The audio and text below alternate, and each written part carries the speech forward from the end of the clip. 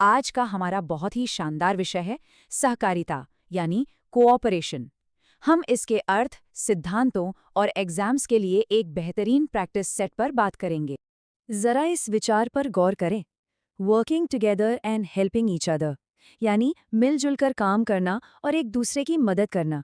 कितनी बुनियादी मानवीय इच्छा है ना। सच तो ये है कि जब हम सब मिलकर एक दूसरे का सहारा बनते हैं, तभी सहकारिता का असली जन्म होता है। तो आज का एजेंडा क्या है, फटाफट देख लेते हैं।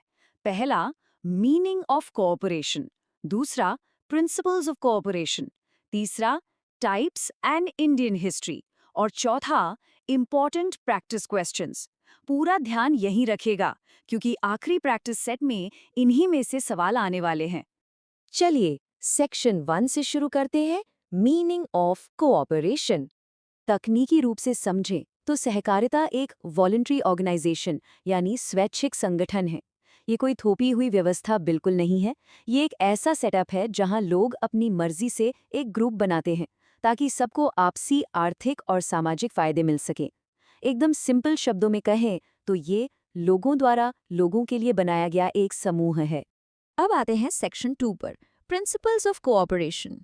इन संगठनों को सही तरीके से चलाने के लिए कुछ नियम होते हैं। इसके 6 प्रमुख सिद्धांत हैं। देखिए, शुरुआत होती है स्वैच्छिक सदस्यता से। जब लोग अपनी मर्जी से जुड़ते हैं तो वहां लोकतांत्रिक नियंत्रण अपने आप आ जाता है। इसके बाद आर्थिक सहभागिता और स्वायत्तता और स्वतंत्रता बनी रहती है। इन सब को और बेहतर बनाने के लिए शिक्षा और प्रशिक्षण दिया जाता है। और आखिर में सहकारी समितियों के बीच सहयोग, मतलब समितियां भी आपस में एक दूसरे की मदद करती हैं। एक के बाद एक सब आपस में जुड़े हुए हैं। इन सब में जो सबसे जबरदस्त और पावरफुल नियम है वो है एक व्यक्ति एक वोट। संगठन में किसी के पास कितना भी पैसा क्यों ना हो, जब फैसले लेने की बारी आती है तो सब बराबर हैं। लोकतांत्रिक आर्थिक नियंत्रण में इससे बड़ा इक्वलाइजर और कोई नहीं है। ये पक्का करता है कि ताकत सिर्फ कुछ लोगों के हाथों में ना रहे। आगे बढ़ते हैं सेक्शन 3 की तरफ, टाइप्स एंड इंडियन हिस्ट्री। अब देखते हैं कि ये मॉडल असली जिंदगी में काम कैसे करता है। इसे हमारी अलग अलग जरूरतों के हिसाब से ढाला जा सकता है। इसके 4 मुख्य प्रकार हैं। उपभोक्ता सहकारी समिति, जो हमें रोजमर्रा का सामान सही दाम पर दिलाती है। उत्पादक सहकारी समिति, जो छोटे प्रोड्यूसर्स की मदद करती है। मार्केटिंग सहकारी समिति, जो सामान बेचने में सहायता करती है। और क्रेडिट सहकारी समिति, जो बहुत ही आसान शर्तों पर लोन उपलब्ध कराती है। अब एक ऐसा साल जो एग्जाम्स के लिए एकदम रट लेना चाहिए, 1904। भारत में सहकारिता आंदोलन की आधिकारिक शुरुआत इसी साल हुई थी। ये भारतीय इतिहास का एक बहुत ही बड़ा टर्निंग पॉइंट था। लेकिन 1904 में ही इसे क्यों शुरू किया गया? इसका एक बहुत बड़ा और स्पष्ट उद्देश्य था, ग्रामीण विकास और आर्थिक सहायता। उस दौर में देश की जमीनी अर्थव्यवस्था को मजबूत करने के लिए, लोगों को अपने पैरों पर खड़ा करने के लिए इस मूवमेंट की बहुत ज्यादा जरूरत थी। और अब वक्त है सेक्शन 4 का, इंपॉर्टेंट प्रैक्टिस क्वेश्चंस। चलिए फटाफट नॉलेज टेस्ट करते हैं। पहला सवाल, सहकारिता का अर्थ क्या है?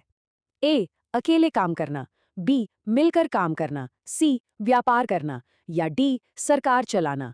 एक्सप्लेनर की बिल्कुल शुरुआत वाला कोट याद कीजिए, जवाब उसी में छुपा है। बिल्कुल सही जवाब है बी, मिलकर काम करना।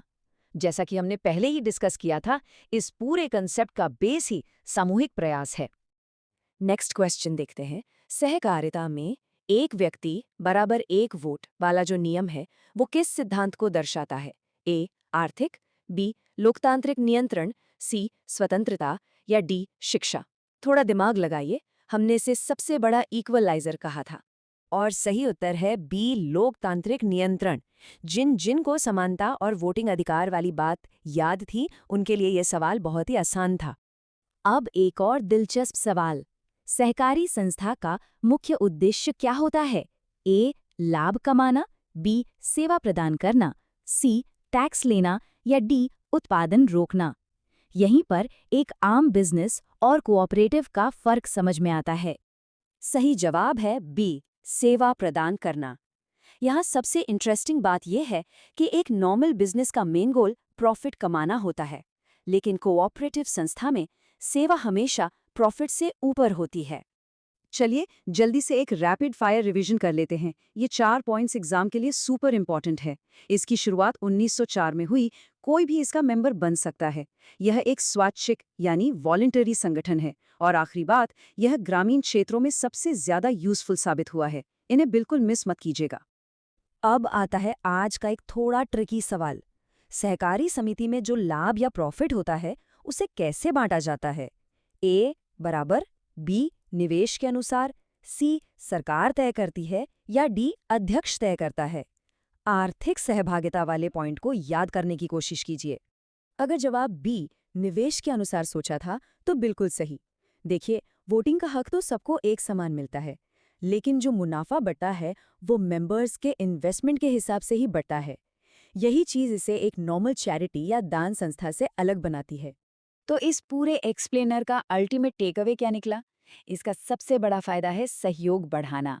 और इस पूरे मॉडल का जो मेन बेस है वो कोई कंपटीशन नहीं है बल्कि सहयोग है। बस इस एक शब्द में पूरा सार छिपा है।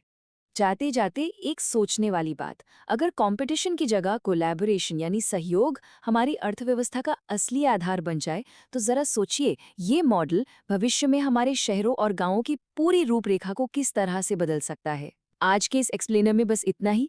ऐसे ही सीखते रहें और आगे बढ़ते रहें।